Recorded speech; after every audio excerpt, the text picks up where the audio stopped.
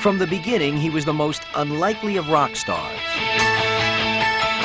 A lot of people think that he's like this madman. It's like womanizing, beer can eating, sweaty, screaming madman.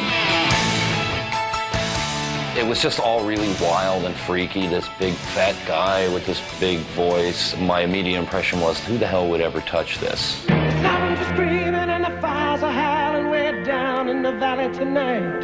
But Bat Out of Hell ended up as one of the best-selling albums of all time.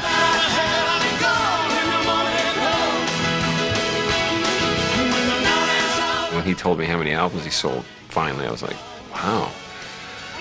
So you have a lot of money. That's my initial reaction. And then I heard the other story.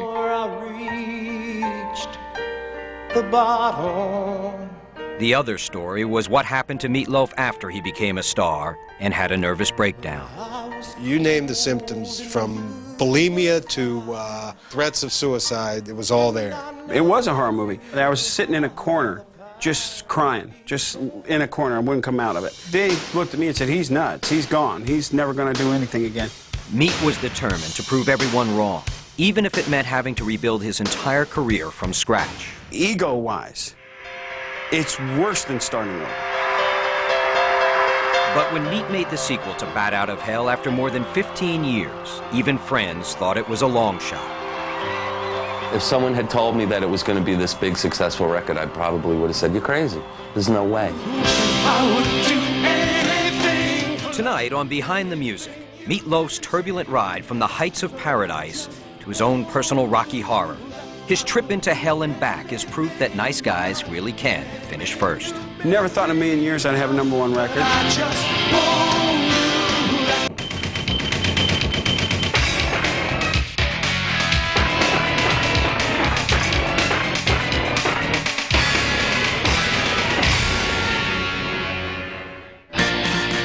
I'm gonna hit the highway like a battering ram on a silver black phantom bike.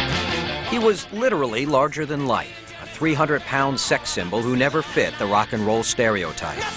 Meat Loaf was one of the most uncool-looking rock stars you could ever imagine. He was overweight and sweaty and had stringy hair, and he didn't seem like the most suave guy to be on a stage singing rock and roll.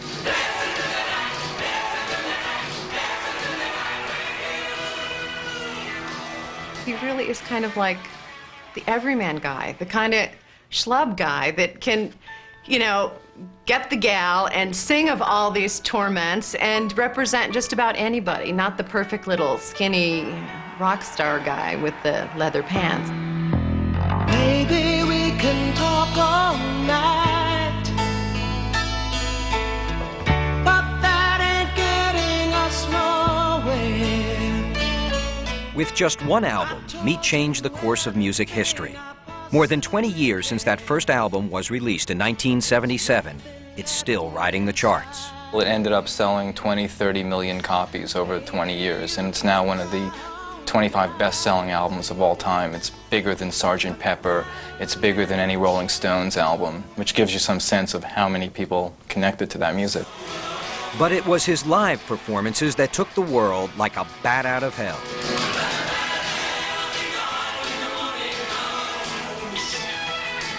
The great thing about Meat Loaf is he's his own special effect. You don't need a special effects budget. This guy's his own pyrotechnics, his own special effects. And if you just focus on him, he's stunning as a performer. Well, I remember every little thing as if it happened only yesterday. Walking by the lake and there was not another car inside. But Meat's pyrotechnics didn't end at the stage door, and no one, not even backup singer Carla DeVito, knew exactly when or where he was going to blow. Before the show, you know, the big thing was to like stay out of the way of the shrapnel, because he'd be like, there'd be a row of metal chairs and he'd kick them. I mean, he was like the bull, you know, preparing to go into the ring. And he'd do all kinds of wild stuff. After his show, it was common for Meat to pass out from exhaustion, and roadies even kept an oxygen tank backstage to revive him. The rest of the band had played with him before, so they knew what to expect, but I hadn't. And he was laying behind stage, like gasping for air. And everybody else in the band kind of just stepped over him and went to the dressing. Oh, Meat, good show, Meat. Yeah, see you later. And I'm like, well, wait a second. Should we get an ambulance? Is there a paramedic around? This guy needs help. He's like, nah, he does it every night. Don't worry about it. My heart stopped in Atlanta. I went on with the flu. I had 104 fever, and I went on, and my heart stopped. I woke up, and there was this blonde girl in white. I thought I had died and gone to heaven, and I thought this girl was an angel. I was scared for a minute, and then I decided, no, it's okay. My theory back then was, look, if I'm going to die, I always said, let me die on stage. What a way to go. By the end of 1977, Bat Out of Hell was a smash hit, and everyone was certain that Meat was on his way to superstardom. Everyone, that is, except Meat. He began to feel suffocated by his own success. I vetoed ads because they used the word star. Meatloaf, the new star on the horizon. I said, don't do that. You know, say Bat Out of Hell, a new album on the horizon. Say anything. Do not call me a star. We went from these horrible dives in New Jersey to 35,000 seat, stadium, CNE Stadium in Toronto, with people going nuts over us. So in a very short period of time. And that's a lot for anybody to take, especially when they're screaming, Meat Loaf, Meat Loaf.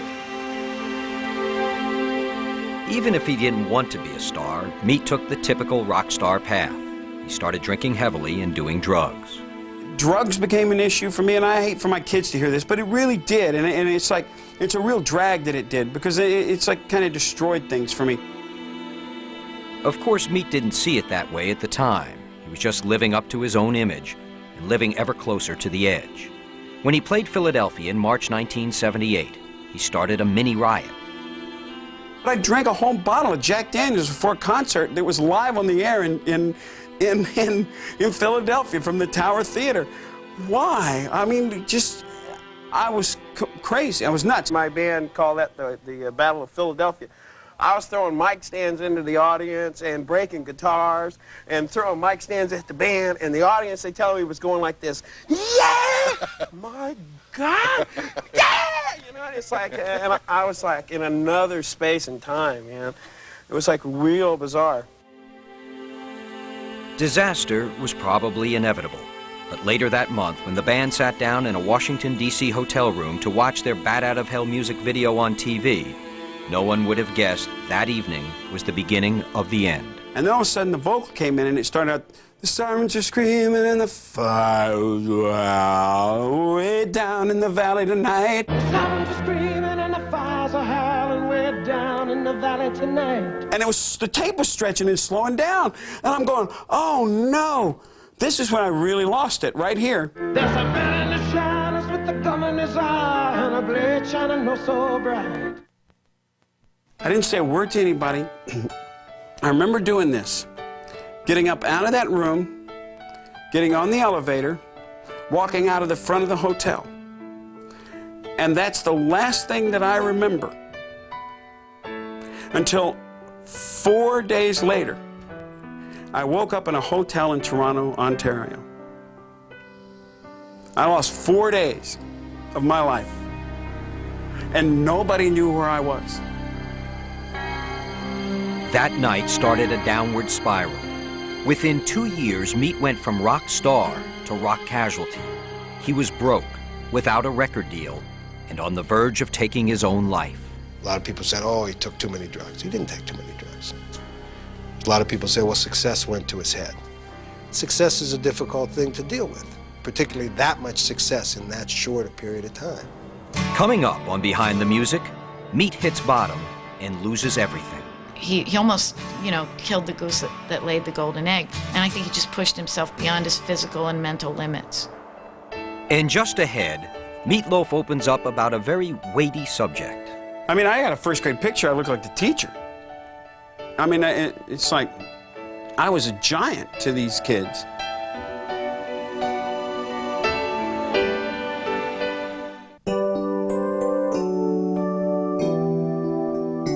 Meat Loaf was born Marvin Leah Day in Dallas, Texas in 1947. He doesn't remember much about his childhood except that he took an incredible amount of abuse about being overweight. 185 when I was like 10 years old, and when I was 12, I weighed 245, and before that I was really big.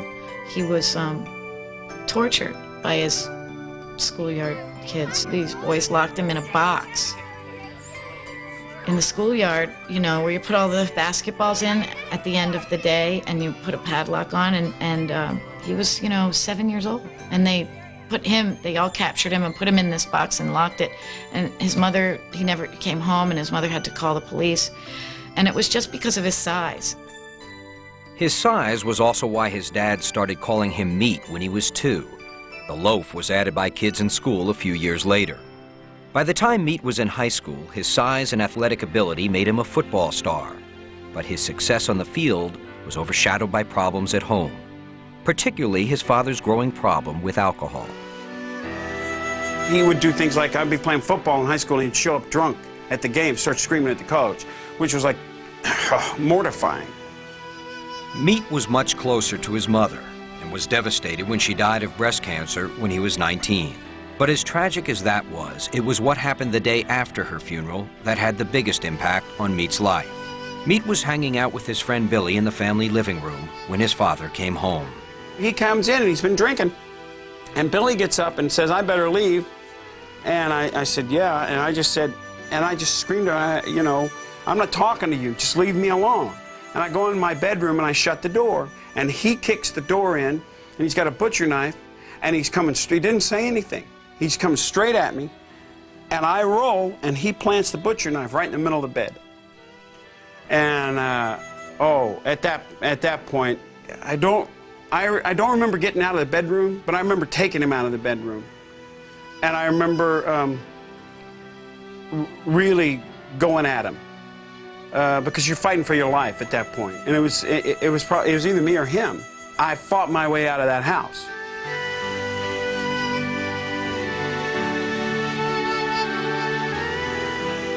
Meat left Dallas that day and didn't see his father for 8 years.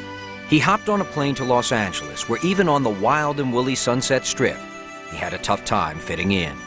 Carrying a guitar, suitcase, wearing cowboy boots, jeans, sport coat, and I probably weighed 300 pounds. And I guarantee you, I look like I was from another planet. When the moon is in the 7th house. But it wasn't long before Meat, while applying for a job parking cars, found himself cast in the groundbreaking musical, Hair. And they said to me, what are you doing tonight? I said, I'm hoping to be parking cars in the parking lot. That's what I'm really here for. And they started to laugh. And they said, well, would you be interested in doing this show? And I went, sure. But I had no idea what show it was. This is the dawning of the age of Aquarius. Meat went on the road with Hair, which eventually brought him to Broadway. In 1972, a part in another play, More Than You Deserve, convinced him that he could really make it as a singer. They all stood up, and they started and it stopped the show. And I remember that feeling. I've never had a feeling like that ever. The following year, Meat was cast in the movie The Rocky Horror Picture Show. And as the brain-dead motorcycle zombie Eddie, Meat was the showstopper once again. When I first started, they go, well, look, you know, you probably won't be able to sing all these words, so just, you know, you try to get out the most words you can. And I looked at them, why can't you get all these words? They go, well, the guys that are doing it in London couldn't get all the words. I said, well, I can get all the words. Whatever happened to Saturday night? We dressed up sharp and you felt all right. Don't seem the same since cosmic life came into my life. I thought I was divine. I used to go around the studio and listen to the music on the radio. The saxophone was blowing on a rock and roll show. Climbing the back seat, really had the time. Flush with success from Rocky Horror, Meat decided to create a rock band. He tried to convince the composer of More Than You Deserve, Jim Steinman, to write the songs. At first, Jim wasn't interested. Jim liked this other guy named Kim Milford because he was the glamour boy. He had blonde hair. He looked like a rock and roll. He looked like what what a Rod Stewart, you know, he looked like that. He had that image.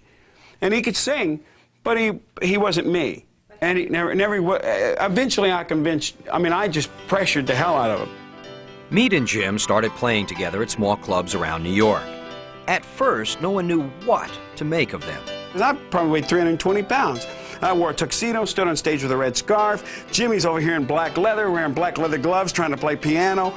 I mean, it had to be a fairly, I don't know, incredible is the word, but it had to be weird. Most people in the music business agreed, and Meat and Jim faced an incredible amount of rejection. Everybody was, you know, rejecting it. Even once it got signed to Epic Records, which is the point at which you hope your record company is, you know, going to be out there supporting you, there was a guy who later became head of promotion for Epic Records, I might add. He took the record in Connecticut and he threw it in the ocean. He said, "This will never sell. It's too theatrical. I don't understand it. I don't get this big fat guy and this rock and roll music that sounds like it should be in a theater."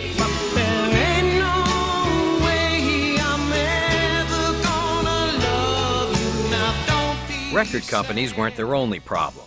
From early on, Meat and Jim wrestled over control of the project. It was a battle of wit against brawn, and it almost killed the record before it got off the ground. One of their biggest fights was over the name of their act. The subject of, well, what's the record going to be called, came up. And, you know, is it going to be Steinman and Meatloaf, Jim Steinman and Meatloaf, Meatloaf and Jim Steinman, some combination of the two.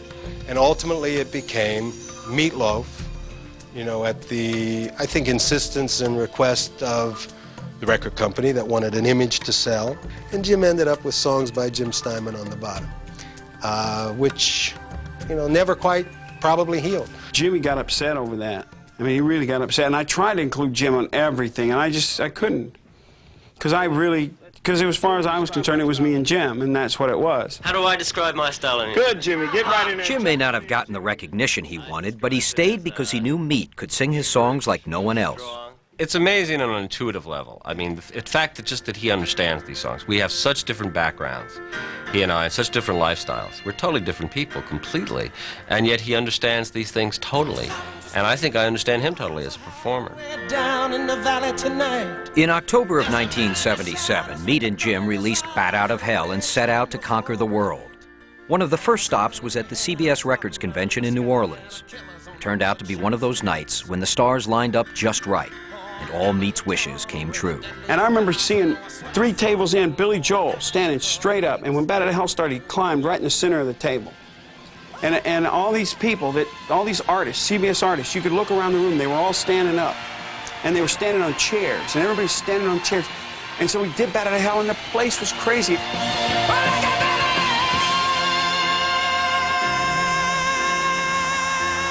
That's really the birth of Jim Steinman, it's the birth of Meatloaf, that's the birth of that whole thing. They said to me, and they still say it, that there's only 2 people that have ever had that kind of reaction at one of their conventions. The other one was Janis Joplin. But like Janis, the good times wouldn't last. Just ahead, Meatloaf loses his ability to sing. When he would go to the top of his range, these funny noises would come out, these kind of buzzes and squeaks and things. And it ends up almost costing him everything. Physiological, psychological, combination, success, fear of failure. Put them all together, shake them up, and he had it all. He had it all. When Behind the Music continues. I gotta be damned, you know I wanna be damned, dancing through the night with you. You're watching a Behind the Music marathon all day today, only on VH1. It was a hot summer night and the beach was burning. There was fog crawling over the sand. Bat Out of Hell stayed on the charts for 79 consecutive weeks, and Meatloaf was well on his way to the highest pinnacles of the recording industry. He was riding high in his personal life as well. After a 10-day whirlwind romance with recording studio assistant Leslie Edmonds, Meat proposed, and they were married less than 2 weeks later.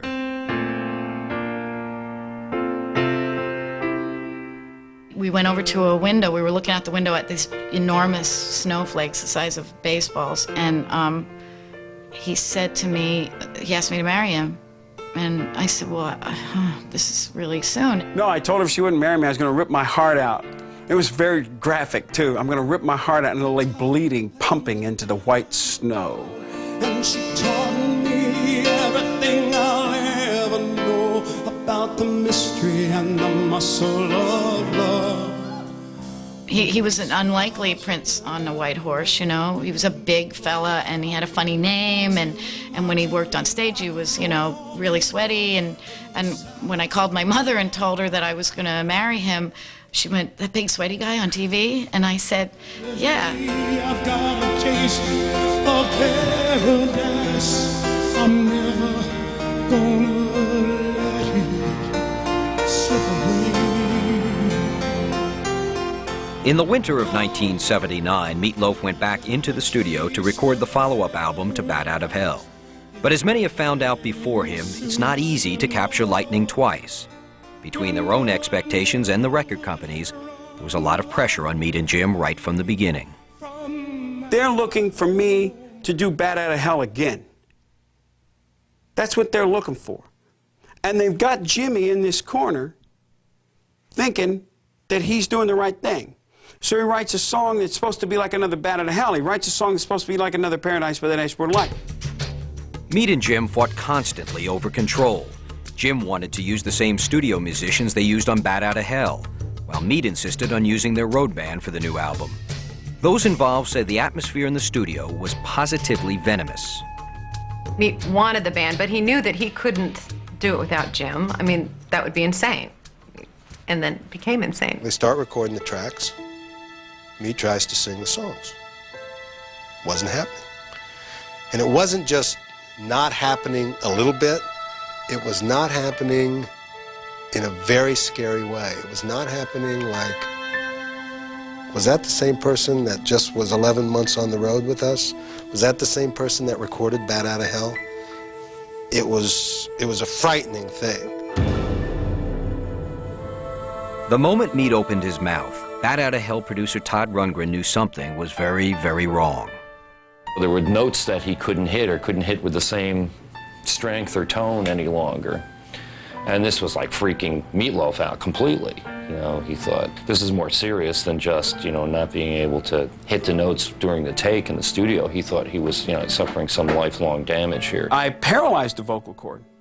I think it was partly psychosomatic, because first of all, I really protested the second record. We didn't know whether it was mental or emotional or physical. We didn't know whether he had damaged his voice or damaged his psyche, or, you know, if he was just brokenhearted. People say it's mystical, it's spiritual. God has forsaken him.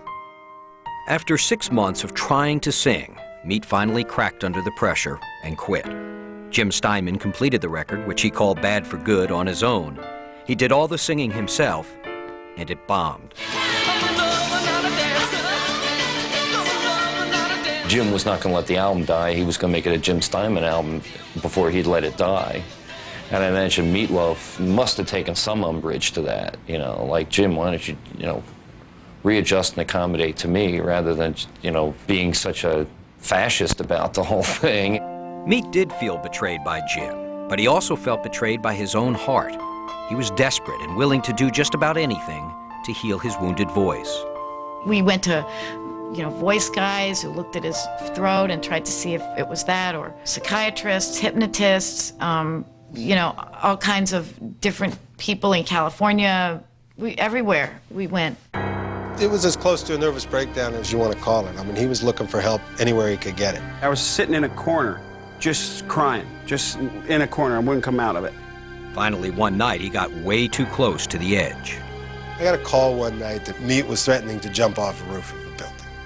So I got in the cab, and 3 o'clock in the morning went up, and Meat had indeed, like, bashed himself in the head with his boot. And this was one of those very, very low points, and was out on the ledge. You know what it's like to have been a desperate emotional state. You just know that that's when a person needs a friend the most. And people who haven't been through it tend to bolt. And I guess that was lucky for him that, you know, he married a neurotic woman who could deal with the neurotic situation that he was feeling. Finally, Meat found a doctor who made him face up to the life he both craved and hated. But I went to a psychologist for about a year, and he walked in and he says, "What's the problem?" And I said, "People are calling me a star, and I don't like it." And he says, "Okay." And he says, "Okay, can you call yourself a star?" And I went, "No." And the day in his office, he said, "Can you call yourself a star?" And I went, "Okay, I'm a star." He goes, "Okay, you don't need to see me anymore." And then I looked at him and said, but I don't believe it. And he goes, "It doesn't make any difference whether you believe it or not." 2 long, agonizing years after Meat walked out of Todd Rundgren's studio, he finally found his voice again. In 1981, he released Dead Ringer, with Cher replacing Carla DeVito, but no one seemed to notice.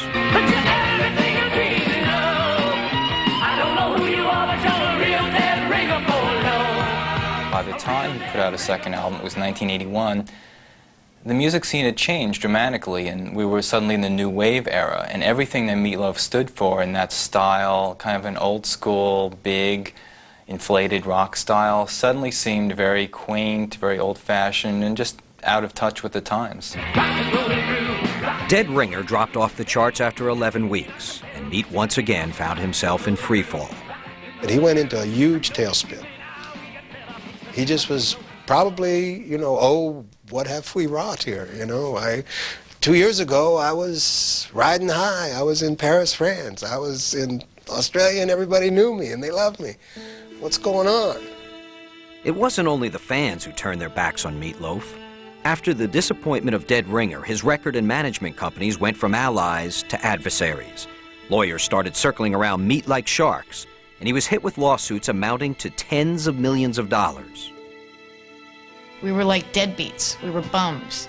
Overnight, like that. And we didn't stop working. We didn't stop paying our bills. I actually, had to borrow money from my parents. My father was a Navy man from 1930 to 1970 and now retired and living on a pension. I had to borrow money from him in order to pay for groceries for my children. And my husband has sold 9 million records a year ago. It didn't make any sense. It was so bizarre. Yeah, I declared bankruptcy because I got sued for $85 million. I mean, it was like, it wasn't because I couldn't pay the electric bill or MasterCard. We didn't really do anything for about 3 years, three and a half years. We lost everything. And we're sinking deeper and deeper in the chilly California sand. Meat spent most of those years at home with Leslie and their 2 daughters, Pearl and Amanda. He says he would have never made it through his dark time without his family. My mom is like the rock of the family. She's a support system for everybody. No matter what's going on, business-wise, entertainment-wise, he's always there for me. Well, I think his family pulled him through that. I think it was having 2 daughters and a wife who loved him and who he knew he had to take care of. It would have been easy to walk away and just say, hey, I'm a failure, or I've been boned, or I've been screwed. But he didn't. I'm in the middle of nowhere, near the end of the line. Meat's other great love during this time was softball. He was an all-star pitcher and also coached his daughter Pearl's high school team to a division championship. I was happy playing softball. We won a lot of championships. And so, was I happy? Oh, I was totally disillusioned with this business. And people go, they've called me a one-hit wonder, and they don't know my life, and screw them. Softball got Meat's competitive juices flowing again, but he couldn't get a record deal in America. So in 1987, he put a band together and went back out on the road. I'm looking good! His wife Leslie booked his shows and managed him, and they created their own little mom-and-pop rock and roll extravaganza. It would have been much easier to give up and say, I'm over, it's over, I'm from the past, and but we never believed that. We just didn't. Ego-wise, it's worse than starting over, because you've come from this enormous thing, and even in England, we've come from selling out arenas, in Germany and in Scandinavia, to come in America, and I got to go play in clubs that hold 400 and 500 people. Meat made 4 other records during the 80s. All of them sold well in Europe and Australia. But 3 of the 4 weren't even released in America. Meat never let it get him down. He kept his eye on the prize. He was working his butt off, playing colleges and little tiny clubs, but he never stopped.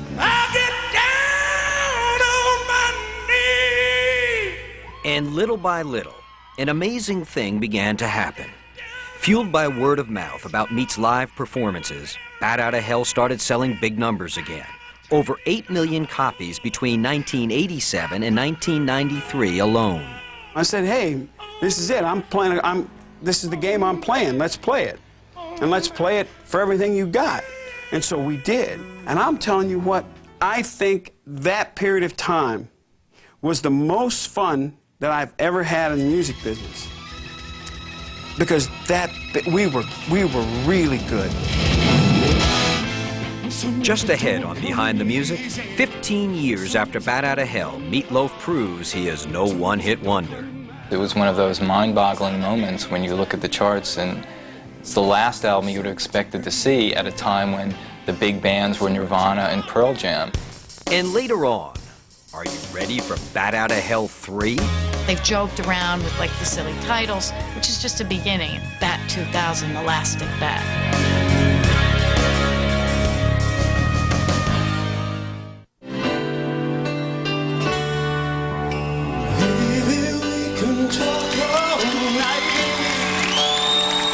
By the late 80s, Meat Loaf, still singing the songs from the now 12-year-old Bat Outta Hell, was packing clubs.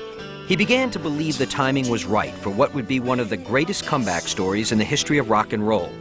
But first, he knew he had to get back together with Jim Steinman. And I'm saying to Jim, Jimmy, let's move on this. I said, Jimmy, you gotta go. If you want this thing, because Jimmy's attitude is said, you know, we can sell records, I just gotta do the right thing. I gotta do. Jimmy, if you wanna do this, I'm telling you, it's set up. It's set up, we're here, now.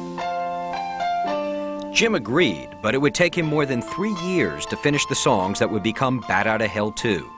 It didn't take anywhere near that long for Meat and Jim's love-hate relationship to resurface. I don't know what happens to him, but something weird must happen to him when he's having to write a song. I'm convinced he gets possessed and rolls around on the floor and gets long, you know, he like turns into a werewolf or something. I started off this whole album with an image of Meat Loaf on stage. It was like after 15 years, someone had gone into some jungle and rediscovered Meat Loaf, and he's in this huge cage, and he's coming down. It's just like this scene, if you remember these scenes in these guerrilla movies. All the photographers are taking pictures, and the guy's like, no, don't frighten him. It's been years since, no, please, you're frightening him. The flash bulbs, please. And he starts, you know, rattling the cage, bends the bars, and escapes. And he's on the loose.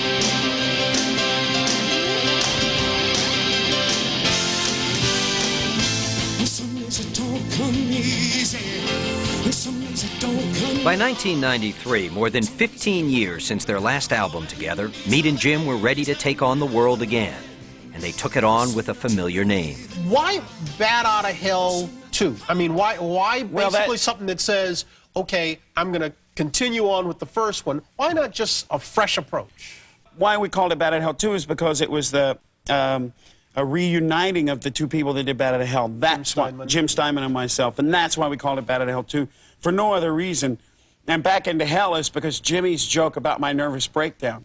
Jimmy said, I said, Jimmy, why do we want to say Back into Hell? He goes, because you remember what you were like when Bat Outta Hell came? He goes, that's where you're going again. I can do sacred, will you hold me tight? Can you colorize my life? I'm so sick of black and white. Can you make it all? Meat and his band, including backup singer Patty Russo, took the new songs out on the road.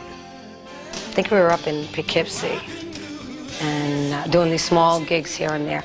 The places were mobbed. They were packed. We all had sweat just literally pouring off of us. And there was just something happening there. And you just knew it. You just knew it from the people. You knew it from what was happening within yourself. You just got that feeling.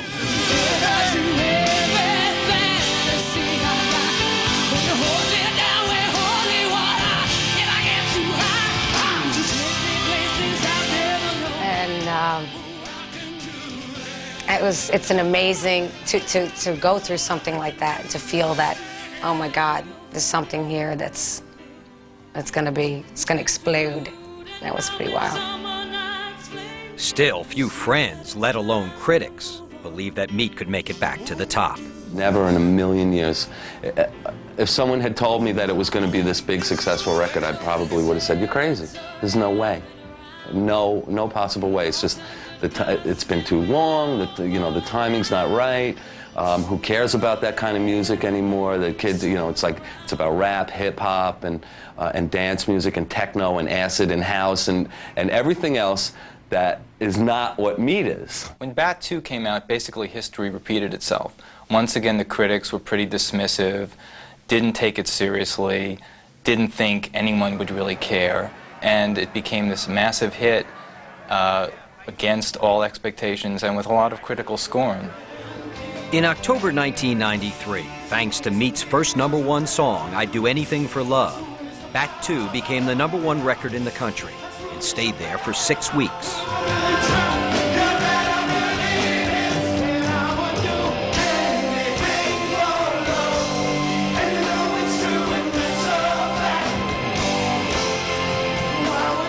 When these people all showed up and bought the record and it was #1 for 6 weeks, we were both so grateful and so thankful because we had had that downtime and we knew we had learned so much from being successful and then not being so successful that there was no way that we were going to be taking that for granted. We were going to thank God every single day.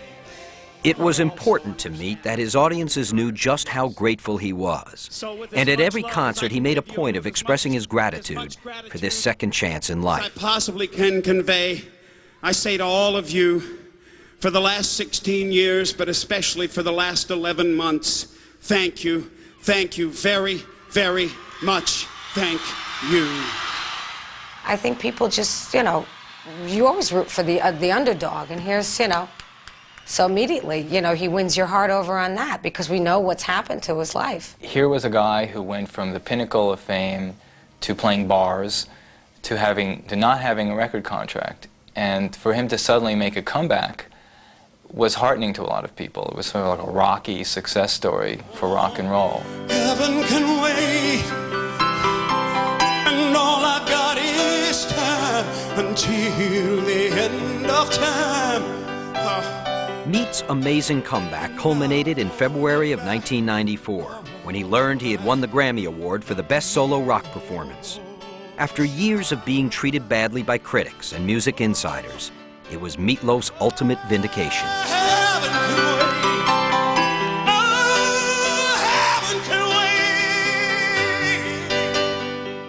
We just both burst into tears because it was just, for us, it was like everything just to get maybe some recognition of your peers that you are a hard worker and that your, work is valuable and worth the recognition. That there was something about that really was moving.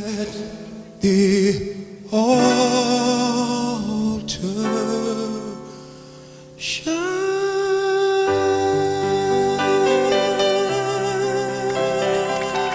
Never thought in a million years I'd have a #1 record. Never thought I'd win a Grammy. I mean, my thing has always been, before this industry will ever give Meat Loaf a Grammy, I'll win an Oscar first. And I really believe that. And too bad they gave me Grammy so I couldn't prove them wrong.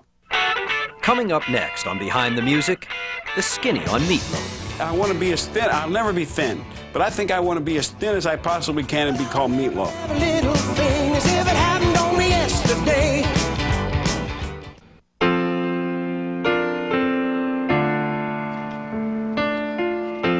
It's been over 20 years since Bat Out of Hell, and Meat, now 50, is no longer haunted by many of the demons from his past. Leslie and Meat's 10-day courtship has grown into a 22-year marriage, and Meat has a very close relationship with his 2 daughters, Amanda, who's 16, and Pearl, who's 22. Leslie says Meat's hard times actually turned out to be a blessing. When we look back on it now, we realize that that's when our children were small. And it was a silver lining. It was like God's blessing because we've got to be parents to our children at home, both together, every day. People also often think that, I was born with a silver spoon in my mouth, and I've always, been able to have what, every other quote-unquote rock star child has. And when I explained to people that, that no, my mom, she drove a station wagon. Both of Meat's daughters want to be in show business. Amanda's an aspiring actress, while Pearl hopes to be a singer like her dad. She sung backup on Meat's last 2 tours. Boy, don't you be looking at her like that. I watch him and it makes me cry sometimes. I mean, when I'm standing on stage, he just blows me away. It's amazing.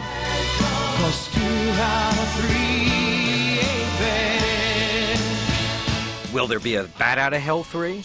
Well, as Jim and Meat might say, 2 out of 3 ain't bad, but 3 out of 3 would be even better. I'm never satisfied. No, never.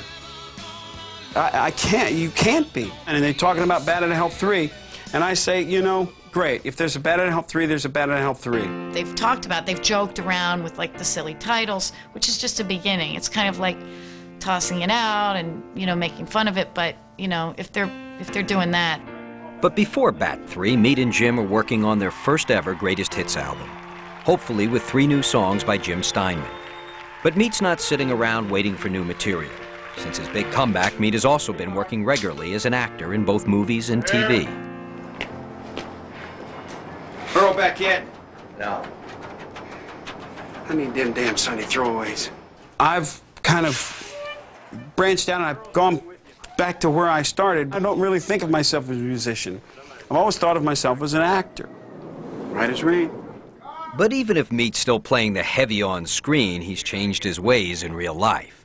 He's dropped over 100 pounds, and when it comes to gaining the weight back, well, he may do anything for love, but he won't do that. No, I won't. And I'm going to lose more. I want to be as thin. I'll never be thin. But I think I want to be as thin as I possibly can and be called Meatloaf. But weight is the only kind of losing Meatloaf is doing these days. After the nightmare lost years that almost destroyed him, Meat's incredible comeback is proof that rock and roll dreams really can come through.